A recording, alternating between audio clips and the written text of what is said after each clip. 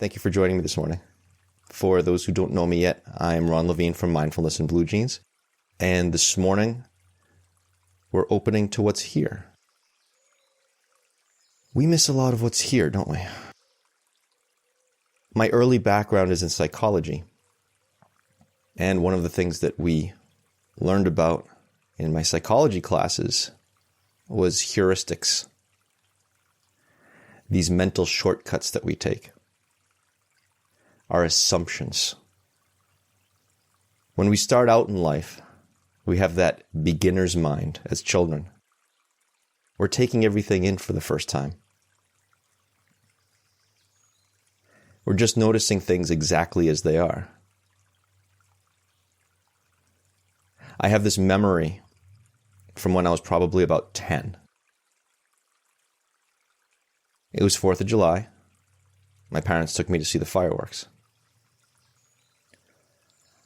This was probably the 3rd or 4th time I'd seen fireworks. And there was a child, maybe half my age, with his parents right in front of me, seeing fireworks for the first time. And I was enjoying the fireworks, but I started to get annoyed with this 5, 6-year-old kid in front of me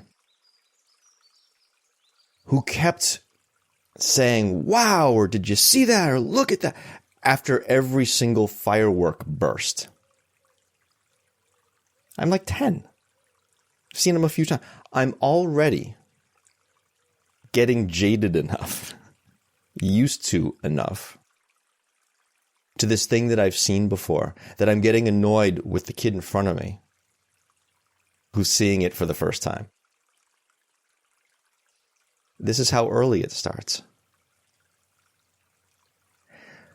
As soon as we start taking something in for the first time, we start making assumptions about, well, this is how it'll always be. This is what it's like. And then when we see it again, oh yeah, I saw that. And we don't just do this with fireworks up in the sky, right? We do this with what's going on inside. Some kind of physical discomfort may arise. And maybe it's something that we've felt a million times. But have we really felt it a million times? Or did we just feel it the first time? And then every time after that, oh, that thing, yeah. When I first started this practice, and I came to the practice not for physical pain, but mental, psychological, emotional pain, anxiety, panic disorder. I didn't work with physical pain right away. But when I did start to work with it, there were a lot of surprises in store. I had come to negotiate physical discomfort by trying to ignore it, trying to push it away, trying to somehow psychologically excise it from my experience. And then at one point I was like, well, wait a minute. That never really worked well for my psychological pain. And now I'm doing this mindfulness and insight meditation practice, which is about opening to it and seeing how it really is. What if I do this with physical discomfort, physical pain? And I suddenly found that these monolithic blocks of pain that I was envisioning in certain parts of my body, well, geez, if I just open up to it instead of pushing against it, if I breathe into that area, there's movement. There's pulsation. There's increasing and decreasing intensity. Sometimes, if I really try to pinpoint the exact location of the sensation, as soon as I think I got it, it moves. Kind of like those eye floaties, those little bubbles we can always see in front of our eyes. As soon as you try and look right at it, it moves. You can't look directly at it. I found it to be like that. So I had formed this assumption, this mental shortcut, this unskillful strategy for dealing with this discomfort, with this pain. And really had no idea what it was really like. And in fact, the more I open to it, the more I realize how little I really know about it. It's a very different experience.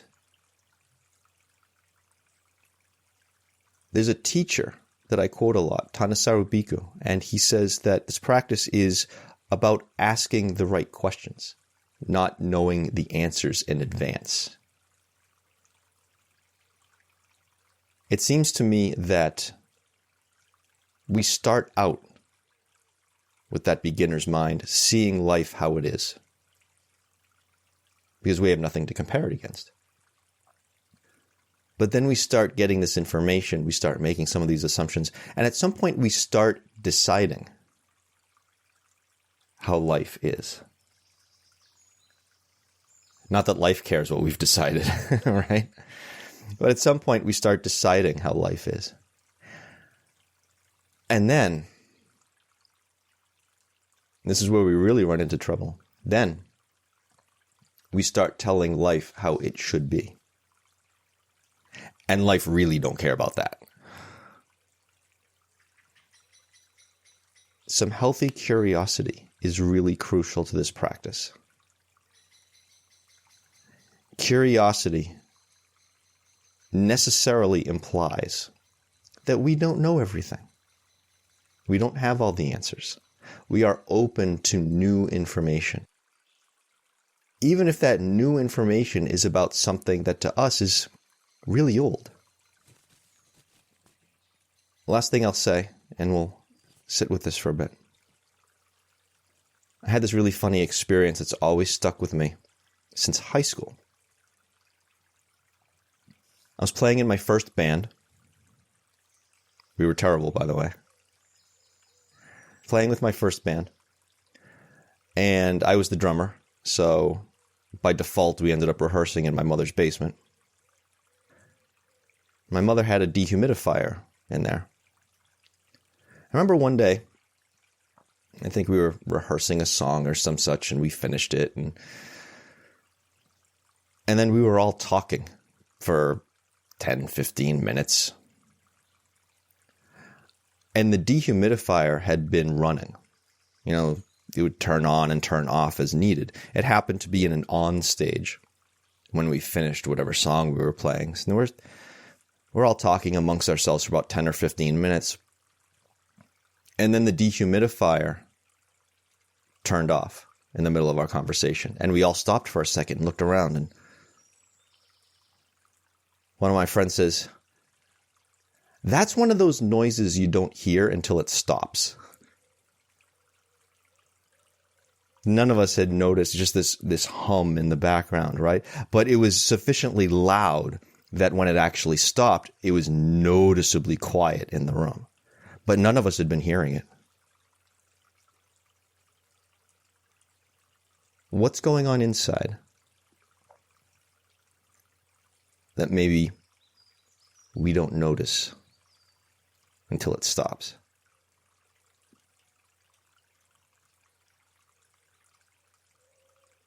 Let's sit for a bit.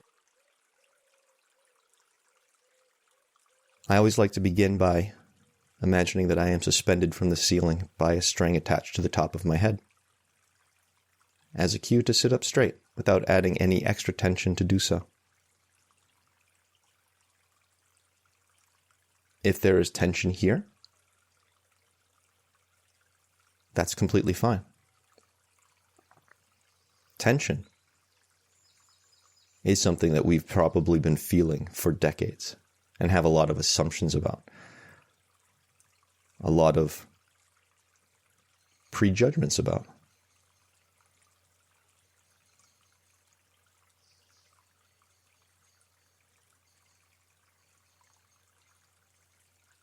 we can simply notice it if it's here. Maybe for the first time in a really long time.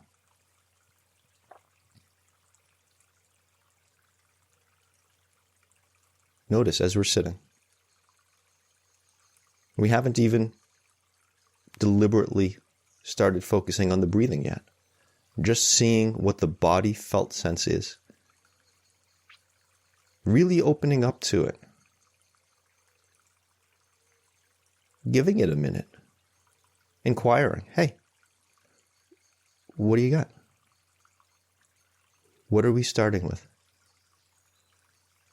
What's just the felt sensation?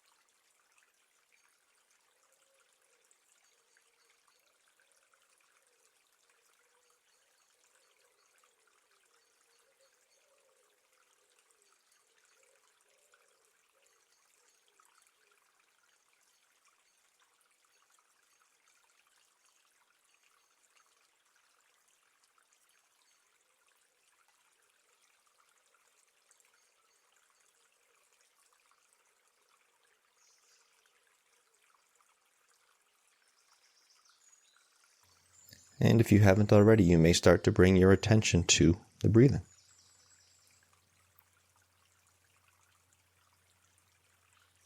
Do we have assumptions about our breathing? Well, I'm meditating. It has to be this way. It has to be that way. It has to be long. It has to be deep. It has to be contemplative. No.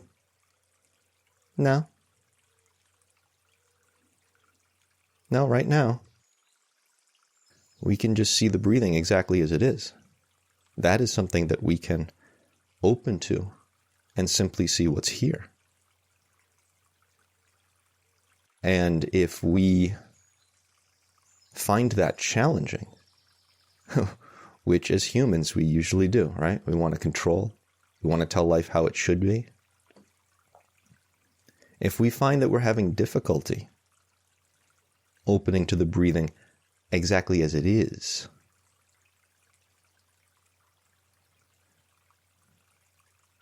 then we simply notice that as well.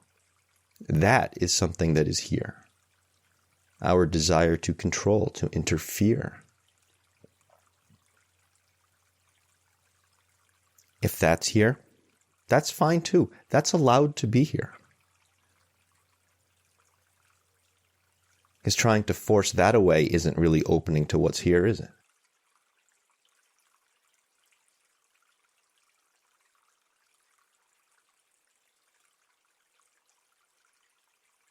We're opening to what's here, whatever it is,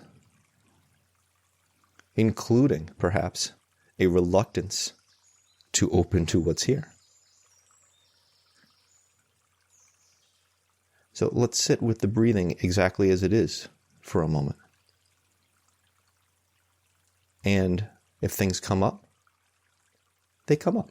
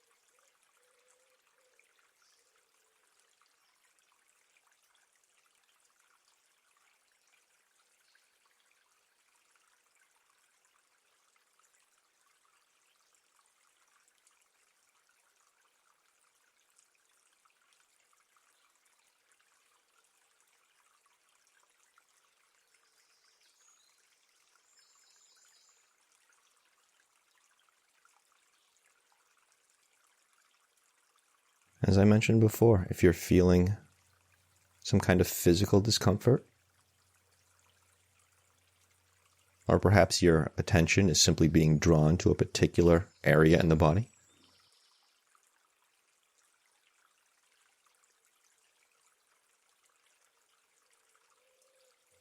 what's it really like?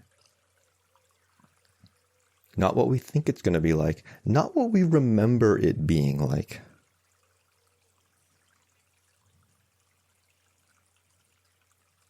Not what we're afraid it might be like, not what we hope it might be like. What's the actual felt sense by itself? And what if we breathe with that, or perhaps breathe through that? Remember, we're not assuming any answers, we're asking questions.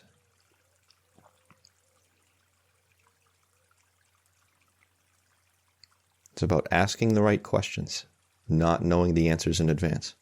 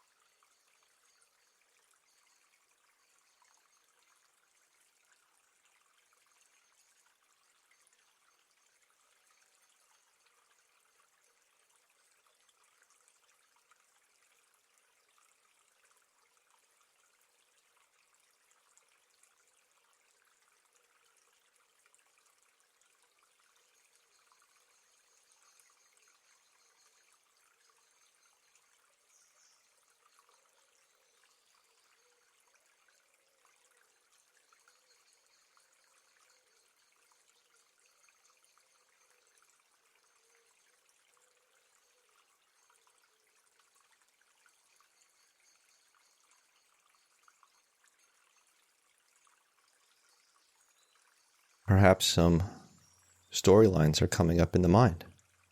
Daydreams, mental images.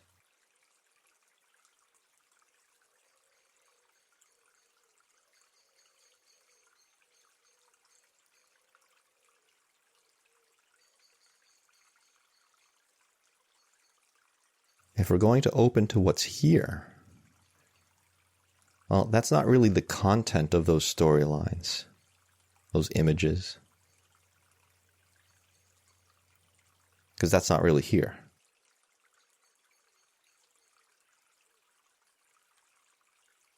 What is really here is the process we're engaging in by creating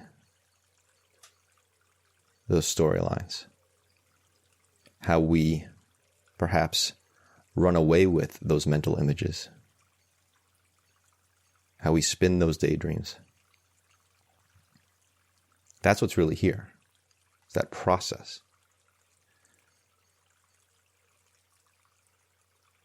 We can open to that process and see, this is what's happening. This is what I'm doing. We don't feel like we're creating these storylines because, again, we've been doing it for decades. Remember what I said? What do we not notice until it stops?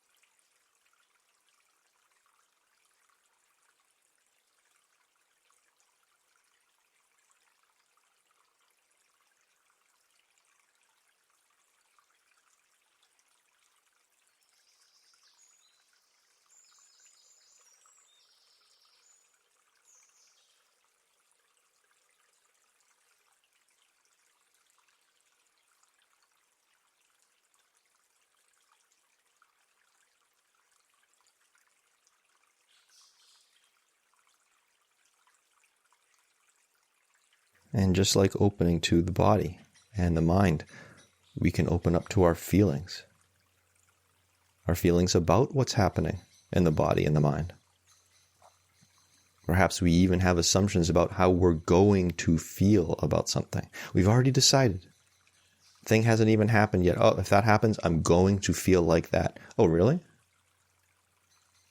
Well, why is that? Oh, because I felt like that before. Oh. So we've just decided then.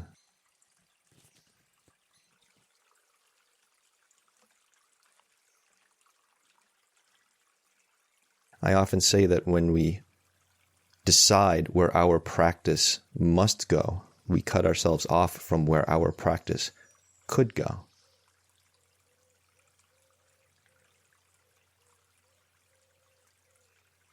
That whole telling life how it should be again.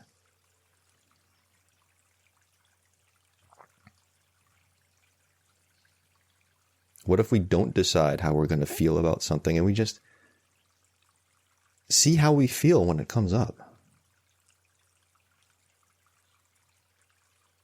We can do that right here, right now.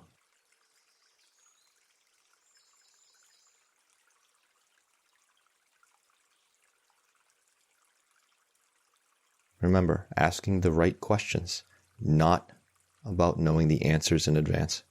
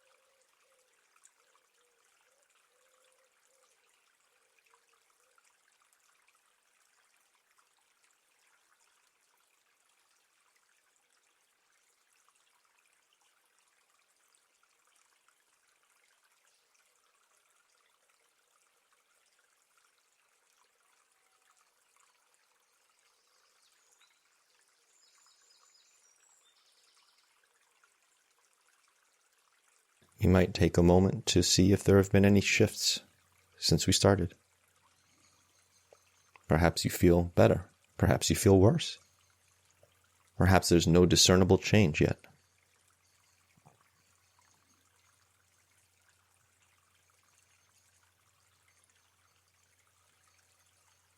It's less about what the answer is. It's about the fact that we're asking.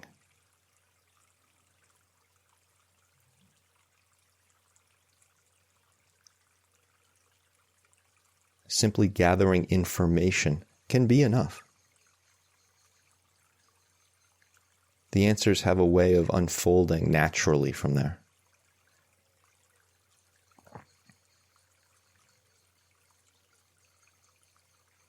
When we see enough, we don't have to ask anymore.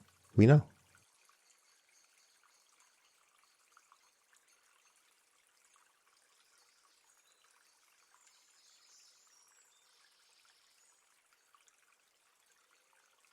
Now, this kind of opening, something that we can do throughout our day. This is not limited to the cushion. And I'll close our sitting with a short quote from Thanissaro Bhikkhu about that.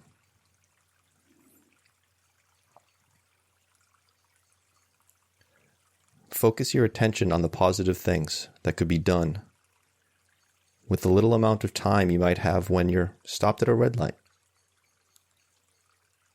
taking a small break at work, when you're waiting in a doctor's office, when you're waiting for the meditation session to begin. It seems like just a little bit of time, but often with little bits of time like that, we tend to kill them. well, there's nothing much I can do now, so I might as well just relax for a bit or whatever. But there's actually a lot that can be done in little bits of time. Insights can come very suddenly and unexpectedly. So try to create the conditions for them, even if all you have is a small amount of time. Don't underestimate what you could do.